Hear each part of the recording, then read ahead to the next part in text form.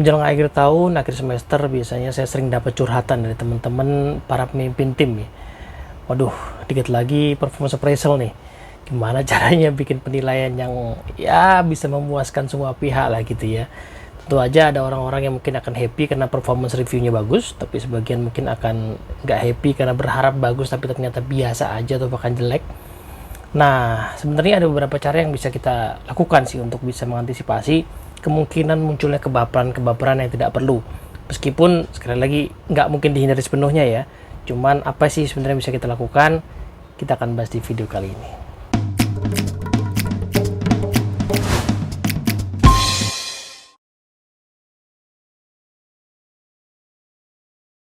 Oke, assalamualaikum warahmatullahi wabarakatuh. Halo teman-teman semua.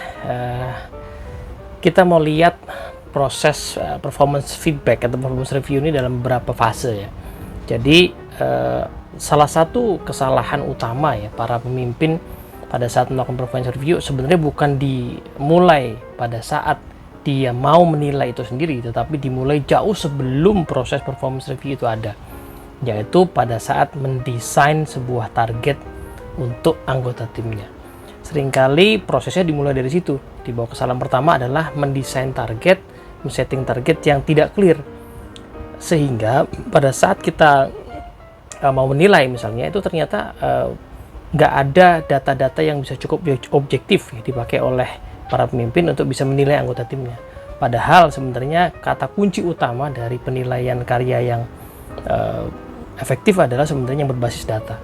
Gitu. Jadi ya namanya udah di akhir semester, kita tahu nih apa boleh buat ya, tetapi sebenarnya kalau kita bersiap-siap nih ya untuk tahun 2022 nih, pada saat video ini dibuat ini akan 2021, bersiap-siap di tahun 2022, maka bersiap-siaplah untuk mendesain target yang betul-betul kira-kira kita akan bisa dapetin datanya dengan mudah. Kita bisa mengajak tim kita untuk mengukur kinerja mereka dengan mudah, bahkan bukan hanya mengukur di ujung di akhir semester, tapi bahkan sepanjang jalan mereka bisa mengukur sendiri kira-kira mereka akan achieve seperti apa. Jadi itu poin pertama ya. Jadi settinglah target dari awal yang measurable, yang punya indikator yang jelas, sehingga kita nanti akan mudah mencari datanya dan menggunakan itu sebagai dasar penilaian. Nah, tapi marilah kita kembali ke masa sekarang ya, di momen ketika memang kita sudah hampir-hampir di ujung nih, memang harus kasih penilaian karya ya, apapun target yang sudah kita set sebelumnya. Nah, ada beberapa tahapan kalau saya mengira ya. Tahapan pertama adalah tahapan persiapan.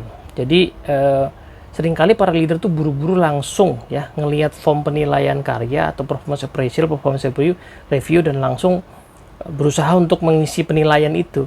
Padahal sebenarnya proses sebelumnya bukan itu ya. Proses sebelumnya adalah mengumpulkan data terlebih dahulu.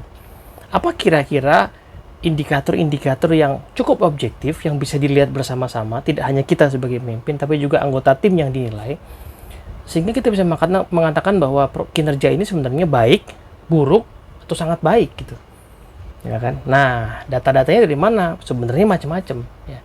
Pertama ya kita tentu saja bisa mengumpulkan dari hasil pekerjaannya. Kalau pekerjaannya berupa sesuatu yang tangible ya, apakah sebuah desain misalnya gitu ya, atau sebuah pencapaian yang ada angkanya, ada numbersnya, atau ada sebuah survei yang membuktikan hal itu misalnya. Nah, itu bisa dilihat dari hasilnya. Tapi tidak cuman itu. Kita bisa melihat sebenarnya lewat cara tim kita mengerjakan tugasnya juga. Karena kadang-kadang ada sebuah target yang mungkin sampai akhir semester memang hasilnya tidak akan terlalu signifikan. Ya, sudah diperkirakan demikian karena mungkin ini sebuah target yang jangka panjang. Tetapi pertanyaannya, apakah di semester itu dia sudah cukup baik apa tidak? Nah, itu kan mungkin nggak langsung dilihat dari hasilnya, tetapi kita bisa mempertimbangkan proses dia mengerjakan. Nah, apa bukti-bukti proses itu? Bukti-bukti prosesnya misalnya adalah kita bisa melihat progres dia mengerjakan dari laporan-laporan yang dia kerjakan, laporan-laporan dia buat ya, progress update yang dia buat secara teratur kepada kita, kepada tim. Itu kita kumpulin dulu. Ya, kita liatin dulu, kita kumpulin dulu, termasuk mungkin kalau ada analytical record berupa email-email, kemudian catatan-catatan coaching one-on-one kita dengan dia, kemudian juga testimonial dari orang-orang yang bekerja bersama dia gitu ya, email-email dari rekan kerjanya atau tim lain yang bekerja sama-sama dia, itu kita kumpulin semua. Memang itu tidak serta-merta membuat kita mudah untuk langsung kasih judgement, oke nilainya sekian, tetapi itu akan mempermudah kita untuk menilai bagaimana seluruh indikator tadi bisa kita judgment, kemudian kita dudukkan di dalam ranking penilaian gitu. Nah, biasanya company yang sudah cukup mature akan punya tuh ya ranking penilaian. Misalnya penilaian yang standar itu apa sih? B misalnya, baik ya, atau good performance, itu biasanya sudah ada definisinya.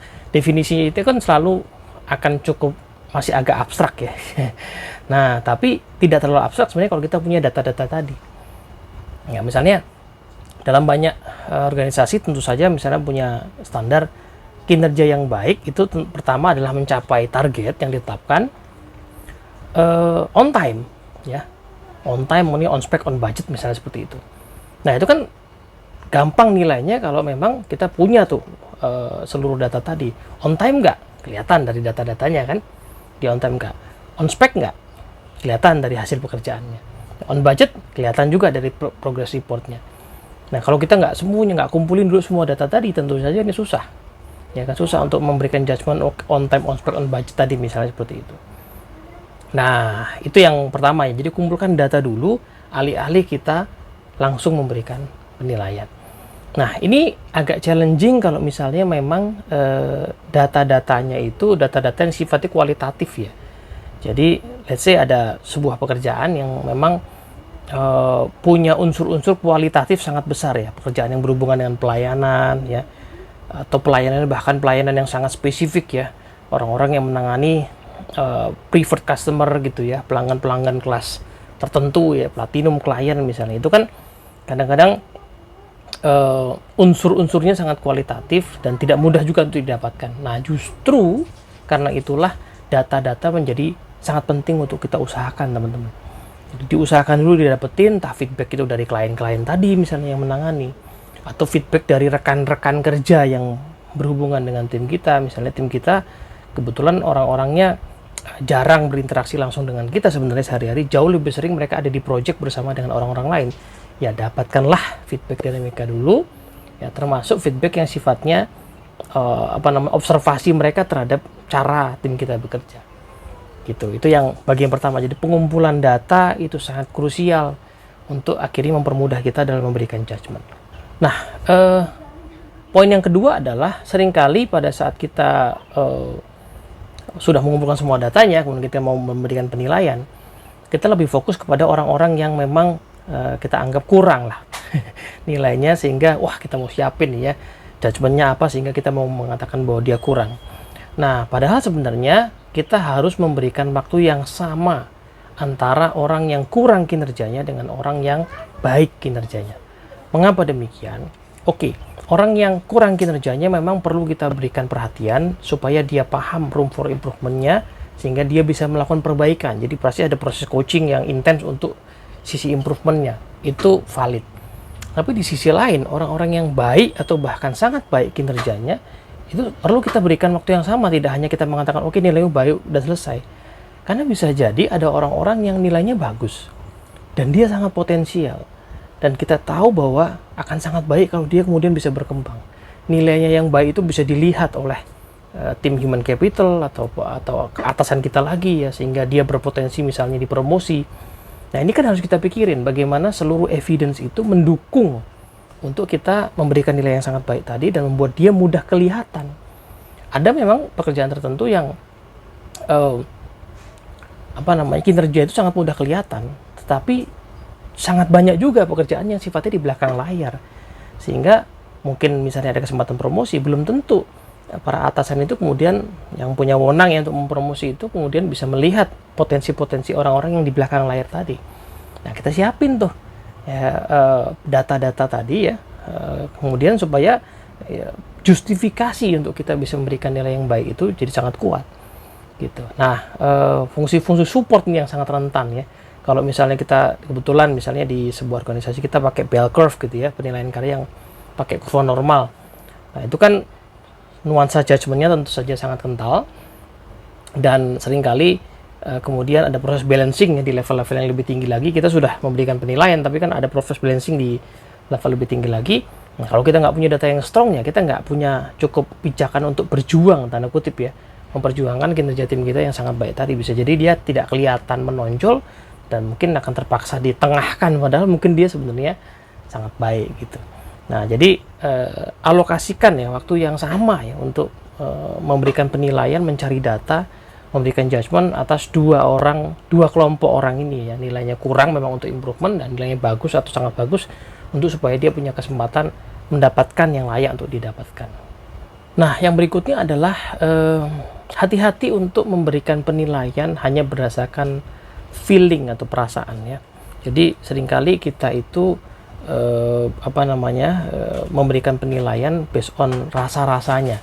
Ya, itu terjadi sebenarnya karena kita punya bias ya. Jadi manusia memang punya kecenderungan untuk menilai sesuatu berdasarkan persepsi kita, prasangka kita, ya, prejudice yang kita miliki. Nah, sebenarnya bagian awal pada saat kita mengumpulkan data tadi udah sangat membantu. Tapi kan data itu pasti perlu dibaca, ya. Data itu perlu dirangkai, data itu perlu dirasain, yang dirasakan. Ini kira-kira masuk ke golongan yang mana? Nah, maka siapkan waktu ya, siapkan waktu, momentum di mana kita bisa berpikir sangat jernih untuk membaca seluruh data tadi, merasakan seluruh data tadi. Bahkan kalau perlu kita minta pada tim kita, tolong kasih saya data evidence yang mungkin saya nggak lihat, yang akan bisa mendukung saya menilai dengan lebih baik. Nah, kenapa demikian? Karena ya data itu selalu bisa diperdebatkan, diargumenkan gitu kan. Jadi saya kasih contoh sederhana ya, ada sebuah sebuah tim misalnya diberi satu project yang tahun ini di awal tahun ya targetnya adalah project itu sampai pada tahapan jadi delivered. Ya kan, memang tahapan berikutnya adalah project yang delivered tadi bisa menghasilkan revenue, tapi itu belum menjadi target tahun ini, masih target yang next year gitu ya.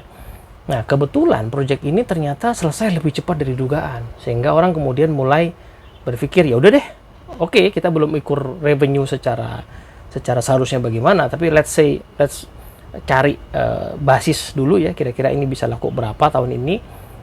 Jadi lanjutin aja, setelah jadi lanjutin aja, lihat revenue-nya.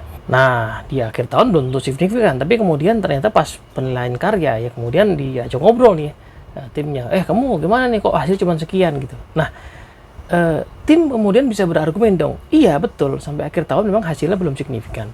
Tetapi kalau kita lihat pada target awal tahun, kan memang tahun ini targetnya sampai delivered, kita belum bicara revenue. Karena resources yang dibutuhkan untuk mencari revenue tentu tentu berbeda, nggak cukup dengan apa yang diberikan sekarang. Jadi kalau kita hanya bicara pencapaian delivered tahun ini, sudah delivered, harusnya sudah oke, ya kan. Nah, pada saat kita mulai cari revenue dari produk ini ya itu bonus ya sebenarnya tahun ini. Jadi sebenarnya justru dia bukan hanya sudah achieve tetapi above ya daripada yang seharusnya. Nah, ini kan tentu saja bisa diperdebatkan ya kan. Tapi intinya adalah kita menghindari ya possibility, kemungkinan bahwa kita menilai based on gut atau feeling kita. Maka setelah kita kumpulkan data, kita juga bisa meminta tim kita untuk mengumpulkan data. Nah, lalu carilah momen yang tenang untuk mempertimbangkan seluruh data tadi. Kesampingkan dulu segala prasangka-prasangka kita. Hindari efek yang disebut sebagai recency effect atau juga primary effect.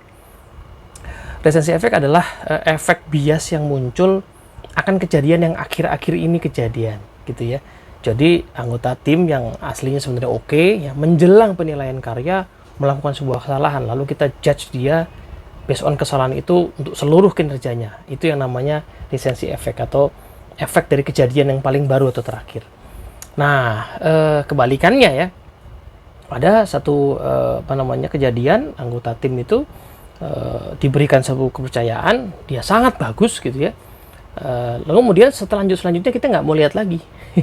Jadi nggak mau lihat lagi di seperti apa, karena yang pertama sudah bagus, kita anggap seluruhnya bagus. So dua-duanya ini sebenarnya bias yang sangat berbahaya dalam penilaian karya atau appraisal. Jadi hati-hati dengan semua itu, maka kumpulkan datanya, baca secara hati-hati, secara tenang. Nah, lalu berikan judgement, baru evaluasi secara tenang, mempertimbangkan seluruh argumen tadi. Tenang saja, tidak ada judgement yang betul-betul akan akurat, tetapi setidaknya dengan mengumpulkan semua data dan mempertimbangkan dengan jernih, kita akan bisa melihat, oh ya sebenarnya si A, si B, si C ini letaknya di ranking yang sebelah mana, itu dengan lebih baik lah setidaknya seperti itu. Dan yang terakhir ya tetap saja ya, pada saat kita sudah melakukan seluruh proses tadi, dan kenyataannya di organisasi kita tetap ada bell curve itu ya, sistem kurva normal, maka otomatis pasti akan ada orang-orang yang tidak puas karena mungkin ya anggaplah dia sudah oke di tempat kita ya, tetapi sebenarnya di compare dengan orang-orang lain di tim lain, bisa jadi dia ya masuk golongan yang biasa-biasa aja gitu, sehingga nggak mendapatkan ya kalau ada dampaknya ke bonus misalnya seperti yang diharapkan.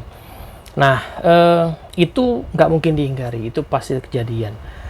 Dan so far ya ini metode yang masih banyak dipakai di banyak organisasi dan ada justifikasi untuk menggunakan hal ini. Justru kurva normal itu kan ada karena menghindari adanya bias yang terlalu lebar sebenarnya, ya kan? Jadi kenapa ada proses balancing akhirnya? Nah itu karena diasumsikan ya kalau tidak ada itu, ya orang bisa memberikan nilai semau dia sesuai dengan kemauan dia. Maka balik ke zaman sekolah tuh ada istilah dosen yang pelit nilai, murah nilai gitu kan. Itu sesuatu yang tentu saja ya berbahaya juga, makanya diantisipasi dengan sistem bell curve tadi. Yang tidak ada yang sempurna, tetapi ya itu hal yang mungkin dipakai dalam rangka mengantisipasi hal-hal yang lebih buruk misalnya seperti itu. Nah, karena itu sebenarnya proses performance review itu selayaknya bukan hanya proses tentang nilai yang berdampak kepada bonus dan sebagainya kalau ada. Tetapi sebenarnya performance review adalah proses yang memang tujuannya untuk mengapresiasi, menselebrasi, ya, menguatkan perilaku-perilaku baik yang bisa dipertahankan selanjutnya, sudah dimunculkan selama ini, dan untuk memperbaiki hal-hal yang memang masih kurang. Jadi benefit pertama dari proses performance review adalah timbulnya kesadaran akan apa hal-hal yang baik yang bisa saya lanjutkan, dan juga timbulnya kesadaran akan apa hal-hal yang kurang yang perlu saya perbaiki atau saya tingkatkan, atau mungkin bukan kurang tetapi potensi lebih lanjut ya, pengembangan lebih lanjut yang memang bisa saya kembangkan. Nah, itulah esensi yang sesungguhnya dari performance review ya. Nah, karena menjadi tidak relevan ya kalau kita hanya bicara performance review in term of bonus misalnya ya. Bagaimana dengan keadaan ketika organisasi sedang tidak bisa kasih bonus?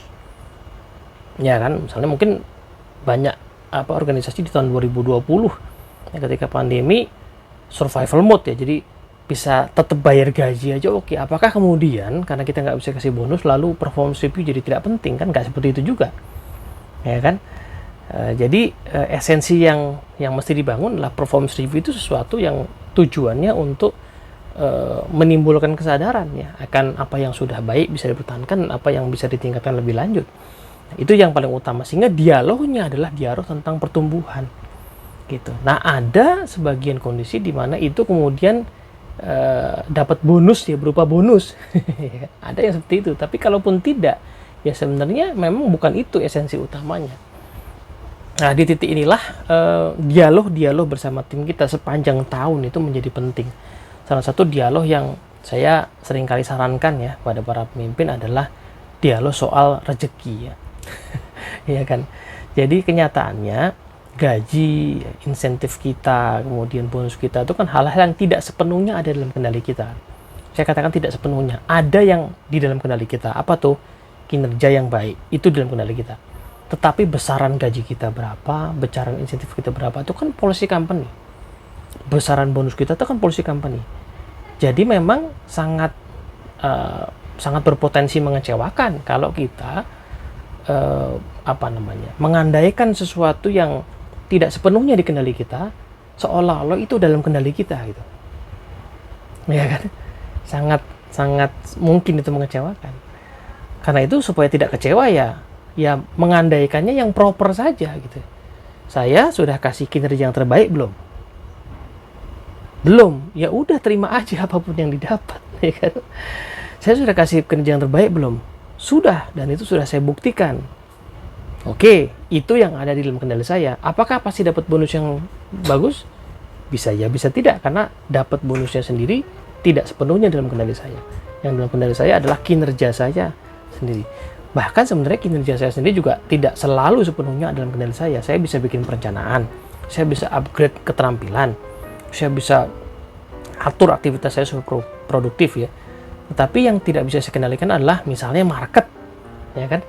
Marketnya tiba-tiba anjlok misalnya. Kan usaha-usaha yang saya miliki belum tentu kemudian berdampak langsung ya. Mungkin dalam jangka panjang baru bisa recover lagi.